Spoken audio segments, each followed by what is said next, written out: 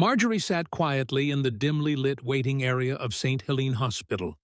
Her wrinkled hands clutched a small cloth bag that contained all she had brought from home: a bottle of water, a piece of bread, and her prayer beads. Her hair was covered with a faded scarf, and her old, worn dress looked out of place among the polished suits and sparkling jewelry of other patients' families. People walked past her without a glance. Nurses scurried by with clipboards, visitors talked on their phones, and the bright, glossy hospital walls reflected a world she didn't belong to. She had come here because her chest hurt. But the real reason was deeper. She hadn't told anyone, but she knew she needed help. More than medicine, she needed someone to care, to treat her with dignity. Dr. Richard Hayes, a young, handsome physician known for his perfect hair and even more perfect arrogance, noticed her sitting in the corner. He scoffed quietly to himself. In his mind, she was just another charity case, someone who would take time away from his important patients. Wealthy businessmen, powerful politicians, and influential donors who kept the hospital's wings funded. "Excuse me, ma'am," he said, barely making eye contact as he passed. "Please wait. We'll get to you when we can." His tone was cold, as if he were talking to an inconvenience rather than a human being. Marjorie looked up, her eyes warm but tired.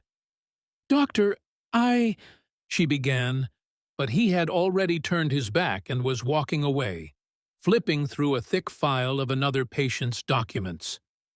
She sighed, squeezing her beads a little tighter. In that moment, Marjorie felt smaller than ever, like a shadow in a place meant to heal. Hours passed. Marjorie grew weaker, her breathing shallow. She tried to stand up but felt dizzy, nearly falling back into the hard plastic chair. Around her, no one noticed. The hospital lobby continued to buzz with life. Ironically, it felt like the loneliest place she had ever been. Meanwhile, Dr. Hayes walked confidently into the executive suite upstairs to check on one of his VIP patients. He loved the respect he received in these spaces, the gentle laughs of the rich, the smell of fresh flowers delivered daily. As he left the room, a senior nurse ran up to him breathlessly. "Dr. Hayes, the old woman in the lobby. She collapsed. We need your help." He sighed loudly, annoyed. "I told her to wait. She probably just needs a sandwich," he mocked. But the nurse persisted. "Doctor, she's not just any patient. You need to come now." Reluctantly, he followed her back to the lobby. A small crowd had formed around Marjorie, who lay on the floor, her hands still gripping her beads. Dr. Hayes bent down, feeling for a pulse. It was weak. His mind shifted from annoyance to panic, but only because he didn't want a scene in his hospital. They lifted her onto a stretcher and rushed her to the emergency unit. Dr. Hayes barked orders, finally paying attention, but his heart wasn't in it for compassion, only to avoid embarrassment. Marjorie, half-conscious, whispered softly, "God, help them see beyond appearances." As Marjorie was wheeled into the emergency room, Dr. Hayes reluctantly followed protocol. He ordered basic scans and labs but didn't stay to monitor her progress. "Just stabilize her," he muttered, passing the chart to a nurse without a glance. Nurse Felicia, a gentle woman in her late 40s with warm eyes and a sharp intuition, looked at the test results and frowned. "This woman has signs of a past heart surgery, the kind only top surgeons would perform. And look at this." She pointed to the old but precise scar above her chest. "This woman's history isn't what it seems." Meanwhile, across the city, a man named Jacob Wellington stepped into a town car, his face tight with concern. He was the owner of St. Helene Hospital and the CEO of a major healthcare conglomerate. But to a select few, He was simply Jake, a single father who had built an empire from a humble home, a home that once belonged to Marjorie, the woman who raised him as her own when his parents died young. His phone buzzed. It was Nurse Felicia. She had recognized the woman now resting in ICU. "Sir, it's her. It's Miss Marjorie." Jacob's world froze.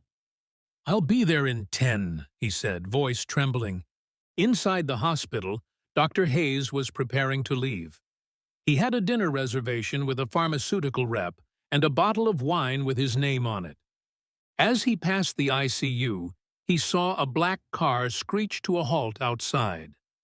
A tall, sharply dressed man stepped out. Jacob Wellington. The doctor's smirk faltered. "Why is he here?" he muttered. Moments later, the hospital director burst through the doors, red-faced and sweating. "Dr. Hayes, get your coat off. Mr. Wellington is here, and he's furious. The woman you ignored in the lobby? That's his mother." The words hit like a thunderclap. Dr. Hayes went pale. Nurse Felicia stood nearby, her arms folded. "She may not be his biological mother," she said softly, "but he credits her with saving his life more than once." Down in the ICU, Jacob sat beside Marjorie's bed, his head bowed, holding her hand gently. Her fingers twitched, and slowly her eyes opened. "Jake," she whispered. "I'm here," he said, choking back tears. "I'm so sorry. I should have made sure they knew who you were." Marjorie smiled faintly. "That's not what matters. What matters is who they choose to see. Titles fade. Compassion doesn't."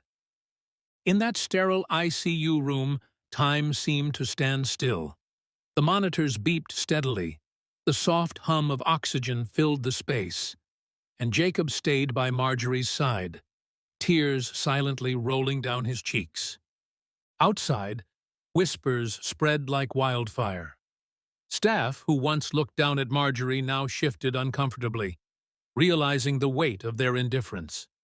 Some nurses wept openly, remembering the woman who had always carried a gentle grace despite her worn-out clothes. Dr. Hayes tried to compose himself, straightening his coat and smoothing his hair, but it was useless. Jacob finally stood up, his tall frame radiating an icy authority. He turned toward the door where Dr. Hayes hovered. "Dr. Hayes!" Jacob called, voice cold as steel.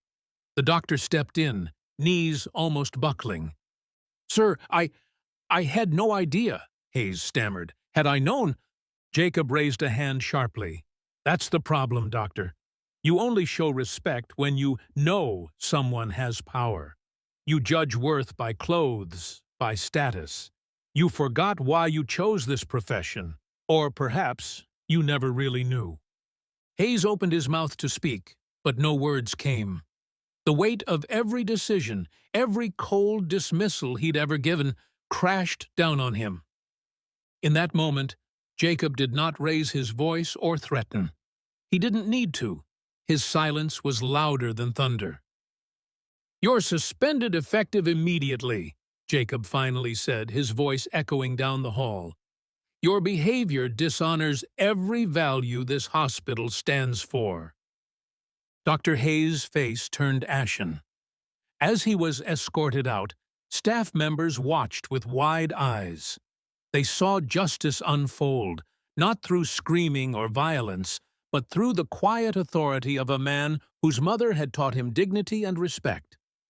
Marjorie, now propped up slightly, watched through the glass, her eyes shimmering with both sadness and relief. Jacob returned to her side, taking her fragile hand. "You once told me that the world judges too quickly," he said, voice trembling. "You were right, and today we reminded them that every human being deserves kindness, no matter how they look, no matter where they come from." Marjorie's lips curled into a soft, tired smile. "My dear boy," she whispered, "true wealth isn't measured by money, but by compassion. And today, you proved you are the richest man I know." The staff gathered outside her room, some in tears, some silently nodding. The hospital had changed that day, forever. The lesson wasn't just for Hayes, it was for them all.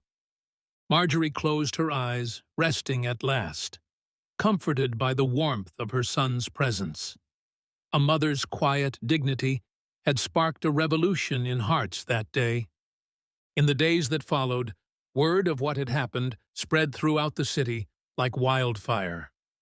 Newspapers carried headlines about the mysterious woman who humbled a hospital. Online, people shared photos of Marjorie, calling her the soul of the city, and praising Jacob's unwavering stand for dignity and justice.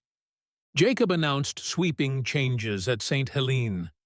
He introduced new training programs focusing on empathy and human connection, ensuring that no one, regardless of their appearance or background, would ever be treated as less than human again. The entire hospital staff underwent mandatory courses in compassion and patient-centered care. Nurse Felicia, who had recognized Marjorie and acted quickly, was promoted to head nurse. She stood humbly at a press conference, her eyes brimming with emotion. "Kindness is a choice we make every single day," she told the reporters. Marjorie reminded us all what true care looks like. Meanwhile, Dr. Hayes's suspension turned into a permanent dismissal. Many expected Jacob to lash out publicly, but instead, he offered Hayes a letter. A simple note that read, "Let this be a lesson in humility. May you find the courage to rebuild your humanity beyond these walls."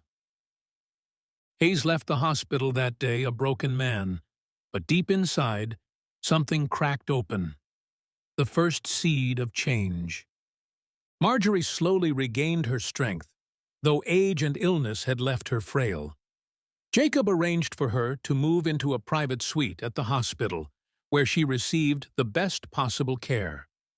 One morning, as Marjorie watched the sunrise through her window, Jacob came to visit, holding a small gift box. "I wanted you to have this," he said, opening the box to reveal a delicate gold pendant engraved with the words, "Compassion first."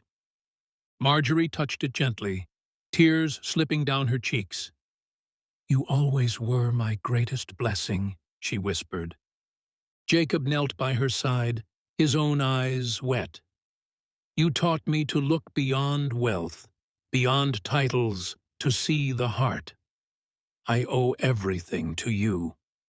Outside, the staff gathered once again, each holding a white rose in her honor.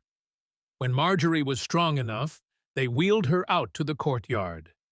There they unveiled a bronze plaque engraved with her name and her words, "Kindness is the highest form of wisdom." As Marjorie looked around, she saw the faces of nurses, doctors, janitors, people from every walk of life. In their eyes, she saw the transformation she had hoped for all her life. In her final days, Marjorie knew she had left a legacy far richer than any fortune. She had reminded an entire institution, and beyond it an entire city, that true healing begins with the heart. When she passed, the hospital paused.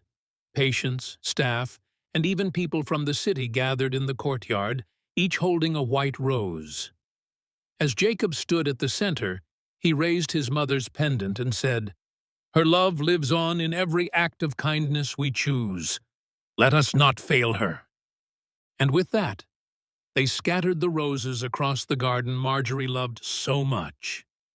The wind carried the petals into the sky, like tiny whispers of hope.